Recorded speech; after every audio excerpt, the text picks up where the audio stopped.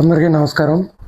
Bhimireddy Pullareddy, political analyst, Sabari news channel Khammam. Telangana ముఖ్యమంత్రి రేవంత్ రెడ్డి గారు 19 నెలల పాలన గురించి ఒకసారి డిస్కస్ చేద్దాం. 6 గ్యారంటీలు అన్నారు, 420 హామీలు అన్నారు. ఏది కూడా ఈ 19 నెలల్లో ఇప్పటివరకు అమలు పడలేదు.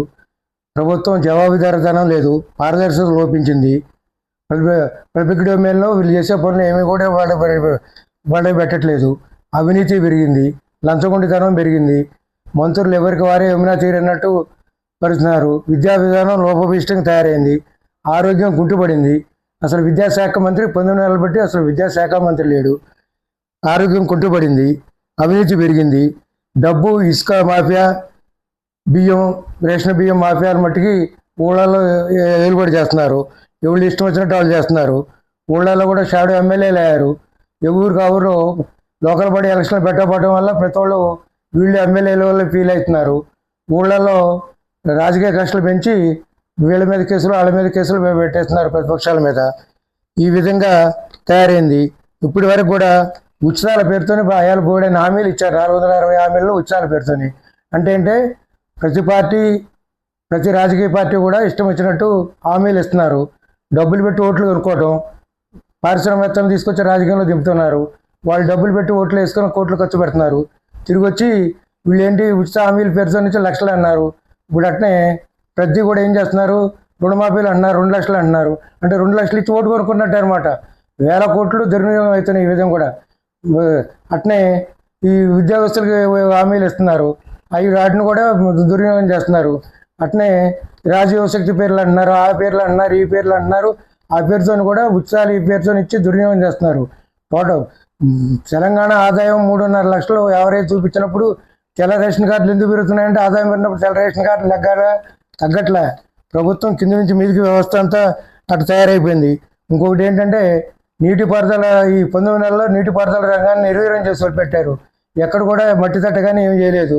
అంతకుముందు చేసిన పనులే తప్ప కాళేశ్వరం పేరుతో రోజు ఆ విచారణ ఉన్నదాన్ని రిపేర్ చేయకపోవడం వల్ల ఇవాళ గోదావరి నీళ్ళన్నీ అటు ఆంధ్ర ప్రాంతానికి పోతున్నాయి. బనకచర్ల కడుతున్నారు వాళ్ళు 51,000 కోట్లతోని. అటు మరి మిగులు జనాలు వేయించుకుంటున్నారు. దాని గురించి ఇవాటి వరకు కేంద్ర జలసంఘం కానీ ఇక్కడ ప్రభుత్వం కానీ ఏమి చర్యలు తీసుకోలేదు. ఈ విధంగా ఇప్పుడు దాని గురించి కూడా ప్రతిపక్షాలన్నీ కంబైన్గా మాట్లాడాలి. నీటి దోపిడీ గురించి సద్య అట్నే సీతారాం ప్రాజెక్టు ఉంది, దాని గురించి కూడా 20,000 కోట్లు దుర్వినియోగం ఉన్నారు, దాని గురించి కూడా మాట్లాడాలా. ఇవన్నీ ఒకటి కాబట్టి ప్రభుత్వం ఇవాళ కూడా అన్ని రంగాల్లో దాదాపు ఫెయిల్ అయింది. ఇష్టం వచ్చినట్టు చేసుకుంటూ చేసిన మంచి పనుల కంటే ఇష్టం వచ్చినట్టు హామీలు చేసి అమలు పరిచినవి పెంచాయి. ఇక పక్క రాష్ట్ర ఆంధ్రప్రదేశ్ చంద్రబాబు నాయుడు గారు వారు కూడా సూపర్ 6 హామీలు అన్నారు.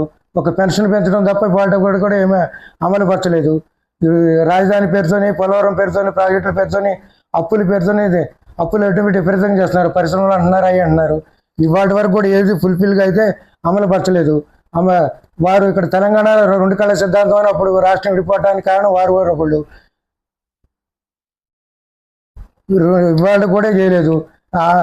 తెలుగు 2 కళ సిద్ధాంతం అన్నప్పుడు ఎవరో తెలుగుదేశానికి ఇక్కడ ప్రెసిడెంట్నే ఏర్పాటు చేయలేదు. తెలంగాణ రాష్ట్రంలో ఆయన కూడా ఇవాళ కూడా నేషనల్ పార్టీ అన్నారు. మరి తెలంగాణ రాష్ట్రంలో సంవత్సరంన్నర బట్టి తెలుగుదేశానికి ప్రెసిడెంట్ ఏర్పాటు చేయలేదు.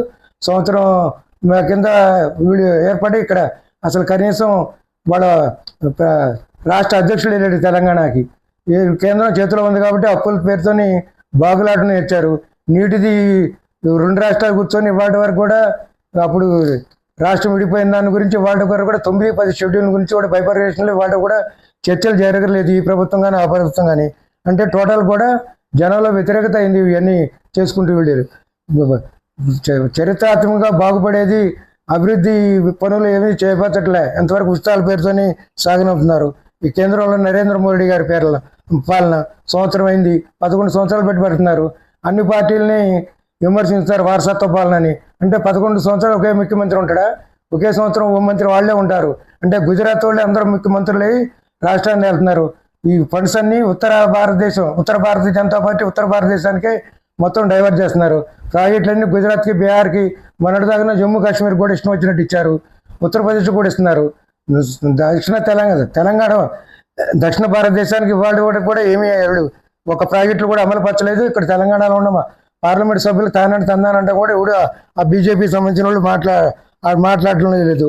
వీరు నరేంద్ర మోడీ గారి అధికారంలోకి వచ్చినప్పుడు నల్లధనం ఇతర దేశాల్లో చాలా ఉంది, అన్ని తీసుకొచ్చి లక్షల సంఖ్యలో జనానికి ఇస్తామన్నారు. ఇవాళ వరకు ఏం చేయలేదు. పెచ్చు సంవత్సరానికి కోటిళ్ళు ప్రధానమంత్రి ఆవాస్ యోజన పథకం కింద కోటిళ్ళు ఇస్తామన్నారు. అసలు మరి 11 సంవత్సరాల్లో 11 కోట్లు ఇటు ఇవ్వాలి, ఎక్కడ కూడా ఏమీ లేదు. నాకు తెలిసిన తెలంగాణలో ఇవాళ వరకు వాళ్ళు ఇల్లు ఇవ్వలేదు. ఒక మెడికల్ కాలేజీ లేదు తెలంగాణకు కూడా. నోట్ల రద్దు అన్నారు.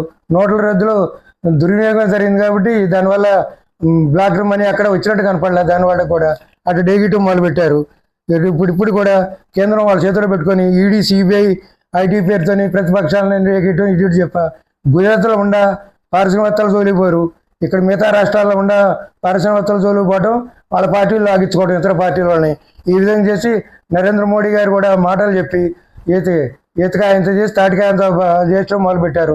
టోటల్గా ఈ ప్రభుత్వ పాలన అంతా అస్తవ్యస్తంగా తయారైంది. జవాబుదారీతనం లోపించలేదు. ఇష్టం వచ్చినట్లు అవినీతి పెరిగింది. వాళ్ళ పార్టీలు నాయకులని అవినీతి చేశారు. పారిశ్రామికవేత్తలను రాజ్యాంగం తీసుకొచ్చి అవినీతిని ప్రోత్సాహం చేశారు. జనానికి వీళ్ళు చేసింది ఏంటంటే మామిడి పండుగంగా పళ్ళు వాళ్ళు తిని టెంకులు పెంచేటట్టు చేస్తున్నారు. ఇది మీకు నచ్చినట్లయితే ఈ విధంగా షేర్ చేయండి, సబ్స్క్రైబ్ చేయండి. ఇట్లా మీ వేరే కులాయండి. ఎన్ని నిమిషాలు